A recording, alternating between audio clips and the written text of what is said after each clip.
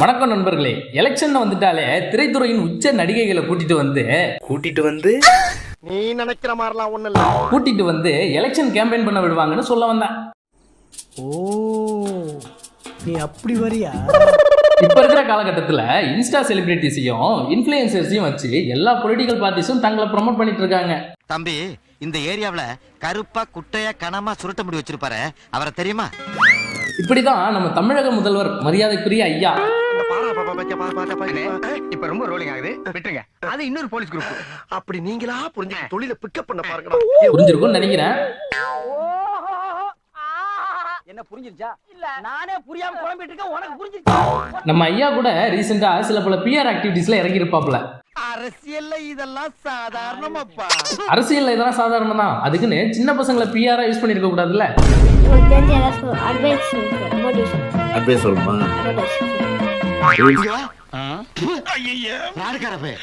இதே போல என் தலைவன் ஏ2டிக்கும் இன்வைட் மெசேஜ் ஒன்று வந்திருந்துச்சான்.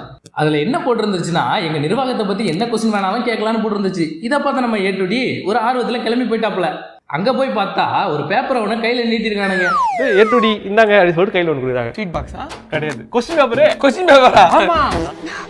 பிடி குடி கொடுத்த கொஸ்டின் பேப்பர்ல இருந்த கொஸ்டினை பார்த்து பதறி போனார் ஏ2டி. அப்படியே அதுல என்னதான் இருந்துச்சு? என்ன தெரியும், நானா வேலைக்கா புடிச்சேன். உங்க மொபைல்ல வச்சிருக்கிற ரிங்டோன் என்ன, உங்க ஆப் என்ன, இதெல்லாம் ஒரு கொஸ்டினா இருந்திருக்கு. அதுல என்ன கொஸ்டின் தெரியுங்களா? என்னது ப்ரோ, உங்களோட ரிங்டோன் என்ன? என்ன எழவியாது? ஒருவேளை அஜித் ஃபேன்ஸை கரெக்ட் பண்றதுக்கான வேலையா இருந்திருக்கும் போல. இது கூட பரவாயில்ல. ட்ரக்ஸ், பான் அடிக்ஷன், ஏஐயால ஏற்படக்கூடிய வேலை இழப்புகளை பத்தி கொஸ்டின் கேட்டதுக்கு எந்த பதிலுமே வரலையா. என் தலைவன் ஏ2டிக்கு என்ன ஆச்சுன்னு தெரியல, திடீர்னு ஓப்பனா தாக்கிட்டாப்ல.